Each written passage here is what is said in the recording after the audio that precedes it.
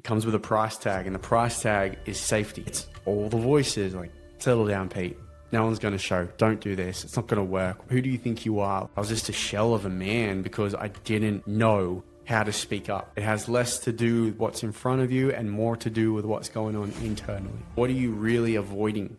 All right, let's rip in. So, believe it or not, I was just talking for like 20 fucking minutes and I hadn't even pressed record. So, we had a little bit of a crash out, but we're back. I'm not even going to try and repeat what I was saying, although it's probably going to happen at some point, just the way my mind works. But yeah, there was a lot of value in that. Unfortunately, the sound was just not recording. So, lesson learned, the button has to be red before I fucking start talking. Anyway, in true form for these videos that I create, I normally just sit down and then speak what's present and what's alive at the moment. For me, obviously, the sound not recording, that's pretty fucking real. Fuck. That's frustrating. Anywho, I would say the second most alive thing at the moment is I'm really meeting my edge in business, and this is within creating an in-person event. So a lot of the work that I do happens on the laptop, on video calls, and coaching men across the globe in different countries, and that's been really cool. But it's also felt really safe as I'm just gotten used to it. In-person work is something that I've helped facilitate. I've been on retreats and helping out in that way, but it's never been something that I have run for myself in that way. So for me, going through this process of organizing the media, booking the venue, getting all the information sorted, sorting out the Stripe links, like doing all that side of it, there's a real edge here because I have a desire and I have a vision to really serve and create a space for men to come together and have deep conversations and go through a real turning point and address what's underneath performance and results and the drive to succeed and the exhaustion that comes along with that. I really want to create the space for men to be able to slow down enough to be able to engage with what's driving them and be supported and nurtured in that environment. But also at the same time, there's a real fear of stepping out of my comfort zone. And what this is really costing me is my safety, because it doesn't feel safe. It doesn't feel comfortable putting myself out there like that. It's all the voices like, settle down, Pete. No one's going to show. Don't do this. It's not going to work. Who do you think you are? Like, what are you doing? Like, stay in your lane. And there's all these like thoughts that are coming up and desires to like hide and just do shit within my day that doesn't really matter, but I try and make myself believe that it does. So I keep busy and put my energy in different places. But what I really need to do is just send a fucking voice message or shoot someone a text or send the details through or make the ask to the guy I'm working with with the film. Like, that's what's necessary. That's what's needed to drive this thing forward. Yet there's parts of me that just want to avoid this shit. So what's really happening right now is I'm being invited to go deep, like within myself. And it really has less to do with how the event unfolds and how many people show and what it looks like at the end and, putting the final touches on things. It really has to do with the process leading up to this. And there's a lot of vulnerability that I feel with putting myself out there like this. Even speaking to it on camera. Like, part of me thinks like, shut the fuck up. Like, no one actually cares. No one gives a shit. But it's really not about anyone else. Like, it's not about you guys listening. It's really not about whoever shows. It's not about how well the event goes and what sort of workshops we dive in and whether or not I can actually give value in that way. This is me learning to speak what I want. It's learning to put myself out there and be transparent and authentic in that way. Because a lot of the time, vulnerability costs safety, but men value safety so much that they don't speak up. And I've been that guy in relationship, especially, where I won't say anything. I won't express my needs. I won't make it clear of what I actually want. Because if the person says no, then that's going to mean that I'm not worth loving. And that's what's usually under the fear of rejection. Like, yeah, that's a real thing. But if you do get a no, if you do get rejected, what does that mean? Like, what's the belief there? It always gets tied back to a belief. And for me, it's a fuck, like, I'm not worth it. Like, I'm not good enough. And in that feeling of not being good enough, that's what's driven so much of my work ethic, my discipline, all the things that people would praise me for. Underneath that, there's always a feeling of it's not enough. I've got to do more. I've got to keep going. Because if I don't, then I'm not going to balance the scales. And if I don't balance the scales, then I didn't do a good enough job. And if I didn't do a good enough job, that means I'm not good enough. And this is an edge for a lot of men. So not just in this capacity, what I'm dealing with, also the men that I work with as well. Like there's a real desire to be able to speak and to be vulnerable, to put yourself out there. And a lot of the times it's easy to avoid the truth, what's real for you. It's easy to avoid it in the chaos, in the movement, in the doing more. And if you're so stuck in the lane of just consistently doing, fixing, solving, working harder, working longer hours, then it's really hard to slow down and to actually question what's going on. What do I actually want here? Like, how do I want this conversation to go? How do I want to be able to communicate with my woman? What do I want for my business? What do I want my life to look like? What environment do I want to create with my family? What sort of man do I want to become? Like, these are big questions. And a lot of men are so stuck and disconnected from what's underneath, the striving, the driving forward, the working hard, the always needing to fix something and not being able to be still to question. And if a lot of men were honest enough with themselves, it wouldn't take them long to figure out where they're avoiding things. What questions are they not asking? What conversations are they not having? What needs do they consistently feel that aren't met, yet then saying nothing about it? And they are hiding their broken heart through more work, more service, more showing up for their family. Because that's the only thing that seems to give them the appreciation and the validation that they want. And there's a real vulnerability that comes along with speaking up and putting yourself in that position. It comes with a price tag, and the price tag is safety. Safety. Safety in hard work. Safety in keep pushing. Safety in, nah, I'm good. Safety in, I'll be fine. It is what it is. Fuck it. We're not actually addressing what's going on.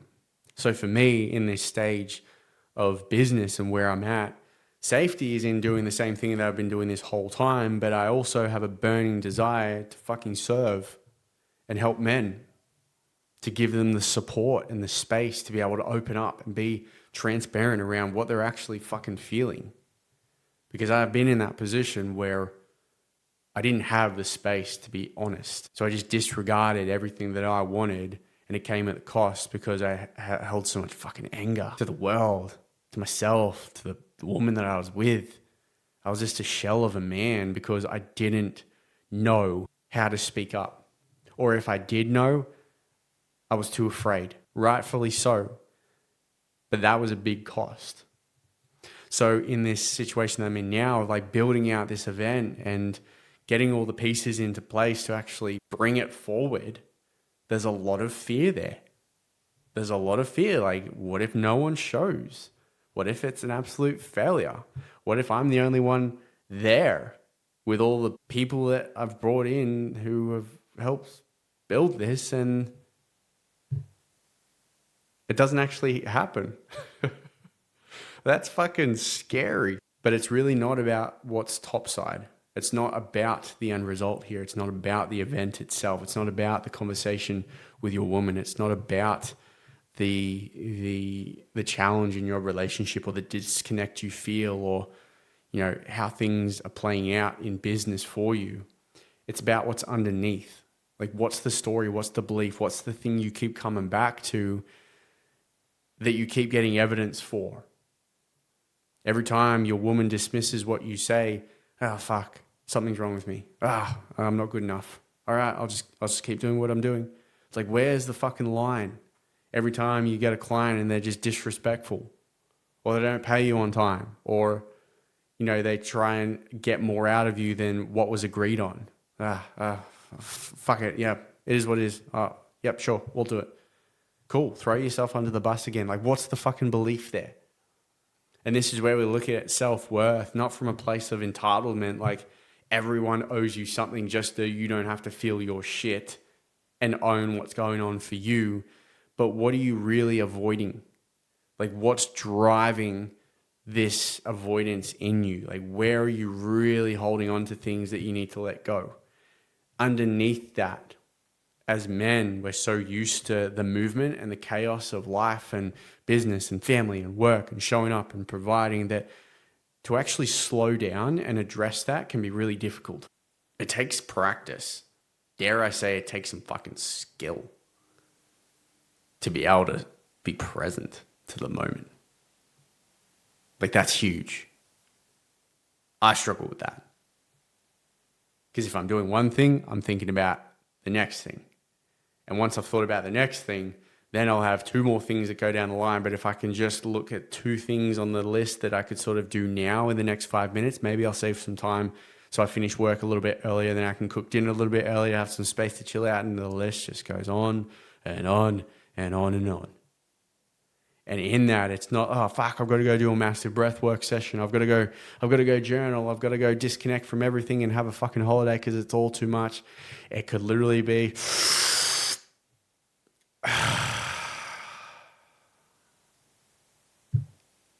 all right, I actually don't need to do that thing later. It's not that important. Fuck it off. I actually don't need to go to this event because they're not good for me. Done. I actually really need to have a conversation with my woman, and that's probably a priority to me going to the movies later on. Awesome.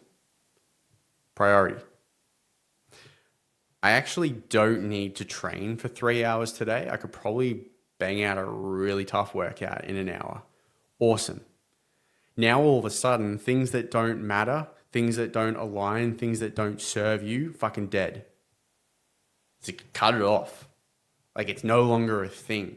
And this is where it's not so fucking spiritual all the time, where you have to dive deep and you have to go on a massive journey to figure out how to get through your fucking 24 hours a day.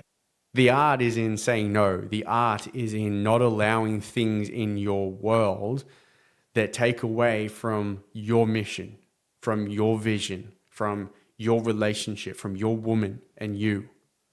Like, what doesn't align? Because the more you leave the fucking gates open, the more shit that's going to come in. That includes your thoughts. That includes your thinking. So for me, when I'm organizing this event, the voices, Pete, settle down, bro. Who the fuck do you think you are to organize this? No one's going to show. Where's the value? What are you going to teach them? Other people are doing this better. This has already been done before. You're an idiot. It's like, shut the fuck up. It's like, not today. No more. Closed. Fucking dead. That's not me that's talking. That's not me that's bringing these thoughts in. That's not me that's ruminating on all the possibilities of how this thing is going to fail. That's a fucking mind virus that got installed when I was a fucking kid. Because I feel equally inspired and pulled towards the mission, and also feeling the fear around moving towards the mission, bringing the mission forward. And you know what? It's supposed to fucking be that way, because it's not about the event. As I said before, it's not about the relationship. Although they're relevant, that's not the thing here. It is what is underneath. And what things within me do I have to address in order to show up and hold the fucking mission? From the checklist side of things for your day, what is a priority for you? How open do you leave your calendar? How well do you protect your time? How much of a priority do you take and make your relationship versus hanging out with the boys 3 days a week? Where's the line? And a lot of men don't know where the line is because they refuse to look at the discomfort that's coming up for them when they need to set the boundaries, when they need to say no, when they need to not try and please every fucking person in their world, including their family, including their mum, including their dad, who always put them in between the siblings to figure everyone out, make sure everyone's okay. Go and check in with your brother. He seems upset. It's not your fucking responsibility. Yes, family matters, but you are not the gatekeeper for other people's emotions. How much responsibility are you taking on that you actually don't need to? That's going to determine the trajectory.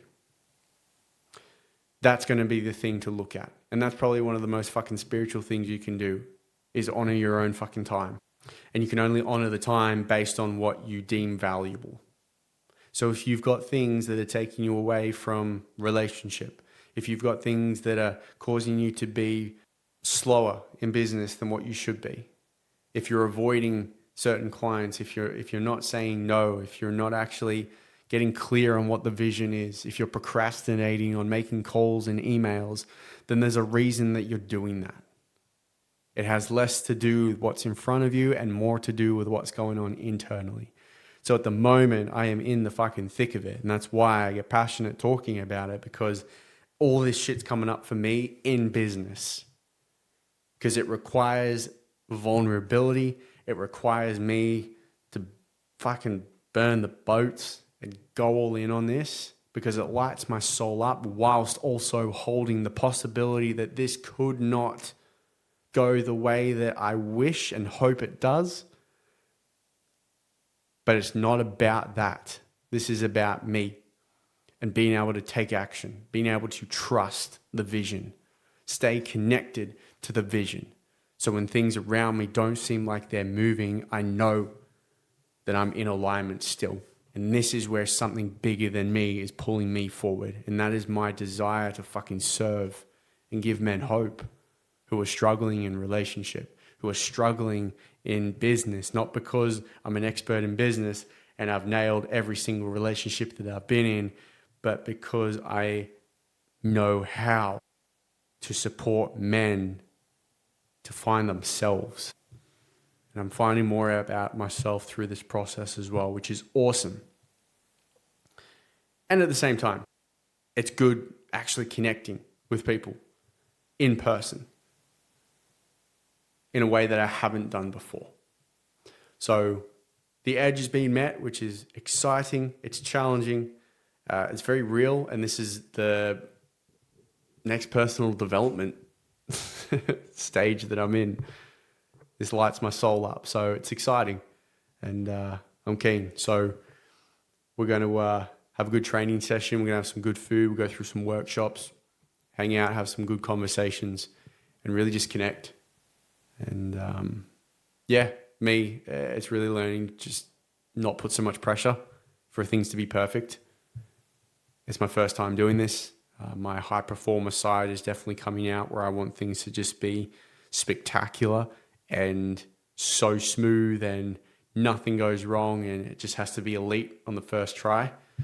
And when I say it out loud, I sound like a fucking idiot, because it's my first time trying this. Doing all the comparisons of different events that I've been to, and I'm basically in a competition to try and not fuck this up, which is not it doesn't light my soul up. It just brings in more fear. So different parts are at play there, which is awesome.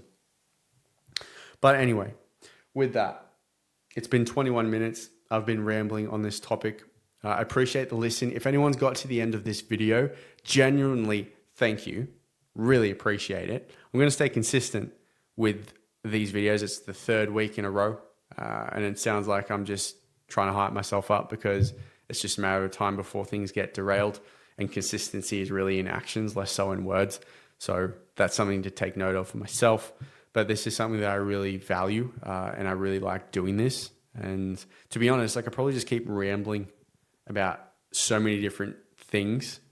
And the way my brain works, it holds a lot up here. So it's nice to be able to articulate it and speak it and be able to actually frame it in that right way.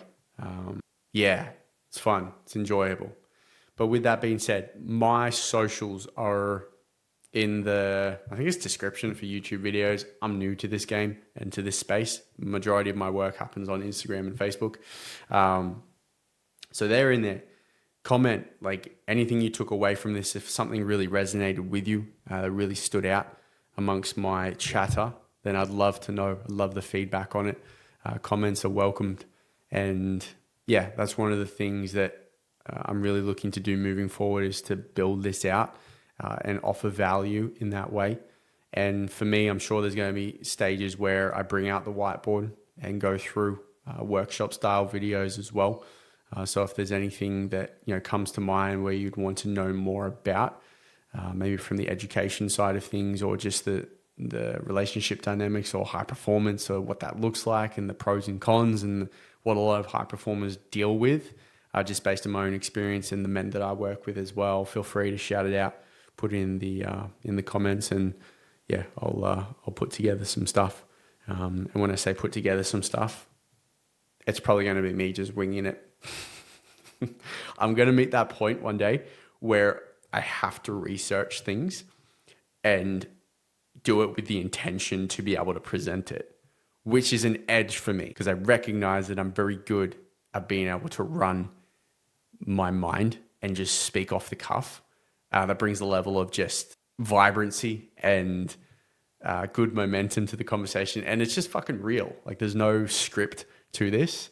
And usually for myself, when I'm like looking up at the ceiling and try to figure it out as I go and try to figure out what sounds the best, it's just like, oh, dude, come on, you're trying too hard. So a lot of this is going to be trying to find the balance between offering value and not just like chatting about things if it's in that construct where it's like, all right, it's presentation time and let's get real specific with it.